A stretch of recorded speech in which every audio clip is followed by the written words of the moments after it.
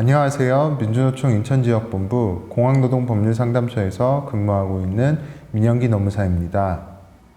이번 영상에서는 구체적 해고 대처 방법으로 부당해고의 판단 기준, 그리고 지방노동위원회 구제 신청 절차에 대해서 살펴보도록 하겠습니다.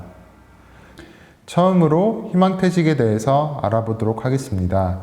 희망퇴직의 기본적인 성격은 권고사직과 동일하다고 생각하시면 됩니다. 권고사직과 차이가 나는 부분은 기본적으로 위로금이 일정 금액 지급이 된다는 점인데요. 이 부분을 제외하고는 모든 사항이 권고사직과 동일하다고 생각하셔도 무방하겠습니다. 권고사직과 마찬가지로 희망퇴직을 한번 신청하게 되면 사용자의 동의가 없는 이상 희망퇴직 신청을 번복하거나 철회하는 것은 불가능하기 때문에 희망퇴직 신청서를 작성하고 제출하실 때에는 매우 신중하게 판단을 하시는 게 필요하겠습니다.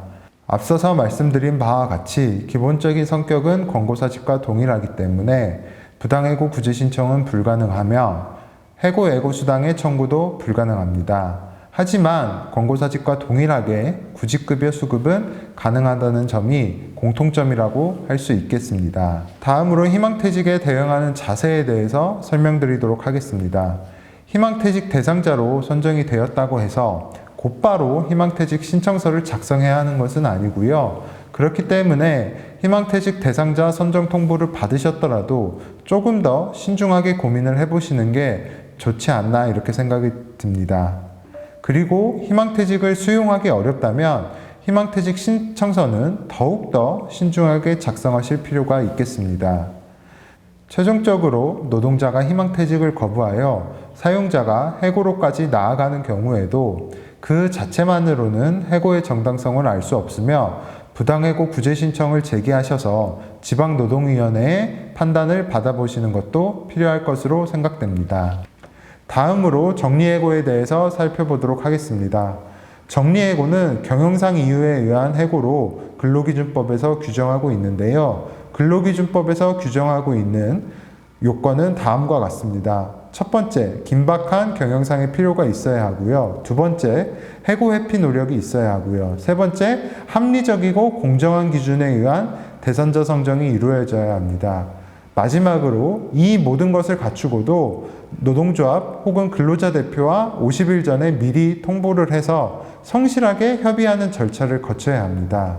나아가 개별 근로자에게는 정리해고 예보 통보라든지 정리해고 서면 통지 등을 하여야 정리해고 자체가 정당한 해고라 볼 수가 있습니다. 그렇기 때문에 위 네 가지 요건 그리고 개별적으로 이루어진 절차적인 요건을 하나라도 갖추지 못하였다고 한다면 그 정리해고는 정당한 해고라 볼 수가 없습니다. 다음으로 구체적 부당해고 판단 기준에 대해서 살펴보도록 하겠습니다. 먼저 살펴볼 것은 해고 예고 제도인데요. 근로기준법 제26조는 사용자에게 해고를 하기 위해서는 30일 이전 노동자에게 통보를 하도록 규정하고 있고요. 만약 30일 전 통보가 어려운 경우 혹은 30일 전 통보가 안 되었다면 해고 예고 수당을 지급하도록 규정하고 있습니다. 해고 예고 수당은 30일분의 통상임금을 말하는데요. 통상적으로 받아오셨던 임금, 한 달치 임금 정도라고 생각을 해두시면 좋겠습니다. 그리고 해고 예고 제도는 노동자에게 다음 일자리, 다음 직장을 알아보기 위해서 충분한 시간을 부여하기 위한 취지의 제도입니다.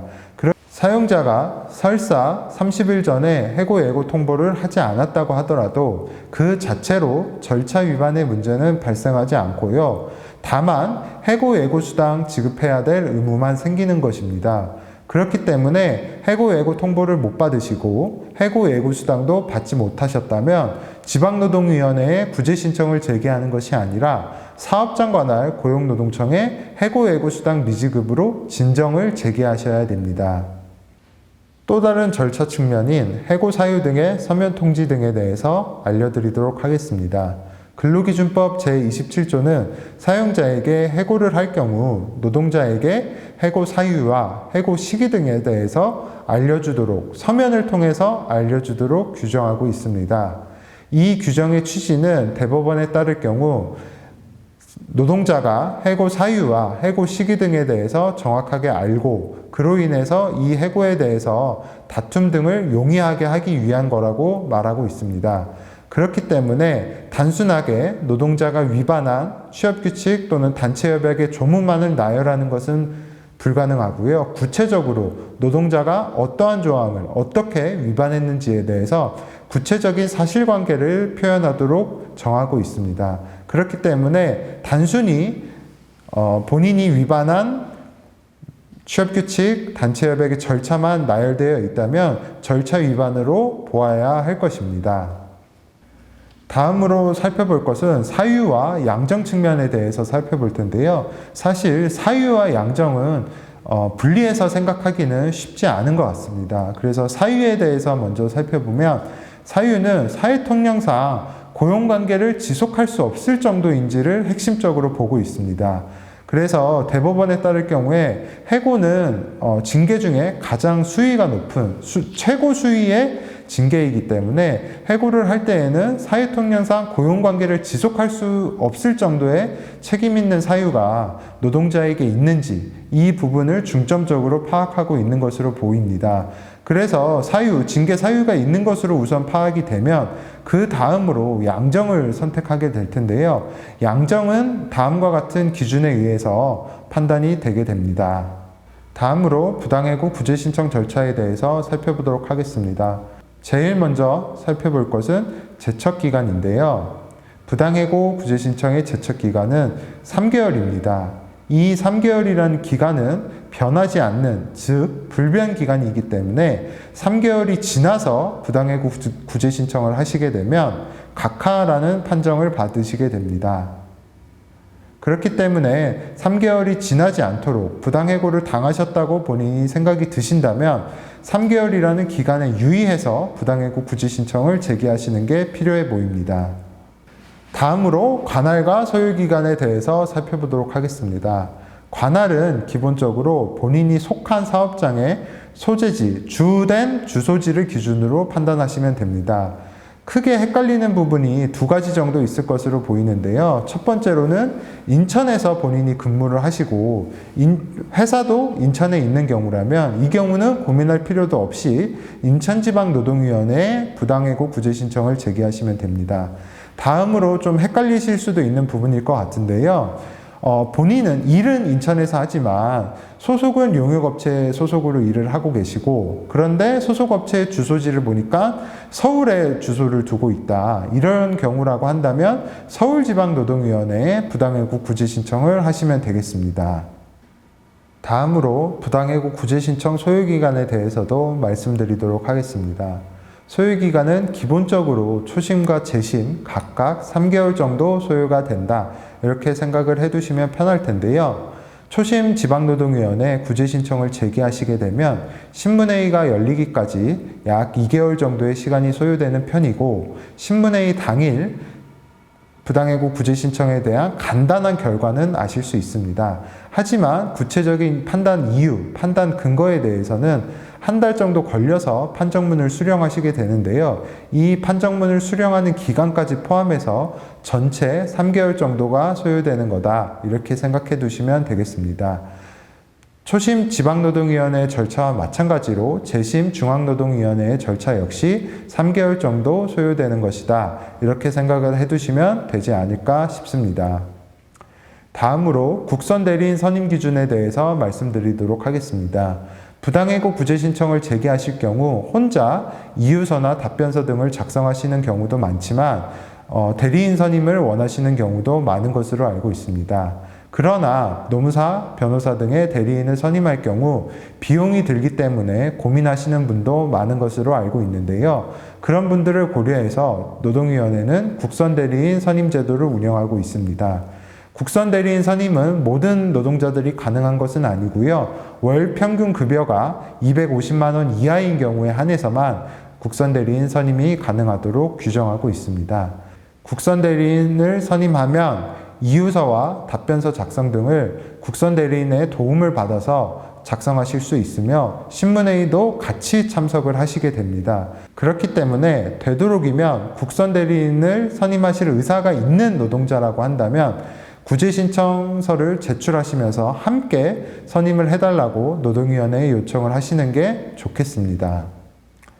다음으로 제일 궁금해 하실 부분일 것 같은데요. 해고 기간 중에 다른 직장에 취업을 해도 되는지, 그리고 해고 기간 중에 구직급여 수급을 해도 되는지에 대해서 말씀을 드리도록 하겠습니다. 결론부터 말씀드리면 두 가지 모두 가능하다입니다. 해고 기간 중에 다른 직장에서의 취업 역시 가능을 하고, 간혹가다 신문회의 과정에서 공익위원분들이 다른 직장에 취업한 사실을 근거로 해서 이 회사에 원직 복직할 의사가 없는지 이런 것들을 물어보는 경우가 있는데요. 그러한 경우에도 본인의 경제적인 생활을 위해서 다른 직장에 취업이 불가피했다는 점, 그리고 이 직장으로의 원직 복직을 아직도 희망하고 있다는 점, 마지막으로 원직 복직 결정을 내려주시면, 부당해고 구제 신청을 인용해 주시면 회사로 다시 되돌아갈 것임을 강조해 주시면 문제없이 지나가실 수 있습니다. 다만 부당해고 기간 동안 정상적으로 근무하셨다면 받으실 수 있었던 임금 상당액이 지급이 되는데요. 그 금액에서 다른 직장에 취업을 해서 벌어들이신 임금 상당액만큼은 제외하고 임금 상당액이 지급된다는 점 참고해 주시면 좋겠습니다. 다음으로 해고 기간 중에 구직급여 신청이 가능한지에 대해서 말씀드리도록 하겠습니다. 해고 기간 중에 구직급여 신청 역시 가능합니다. 다만 부당해고를 인정받으셔서 원직에 복직하시는 경우 그동안 지원받으셨던 구직급여 금액에 대해서는 고용센터에서 환수하는 결정이 내려지게 됩니다.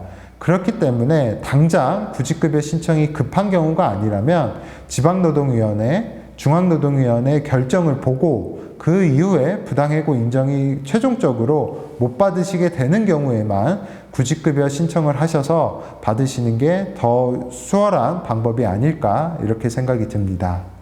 이상으로 부당해고의 구체적 판단 기준과 부당해고 구제 신청 절차에 대해서 알려드렸습니다.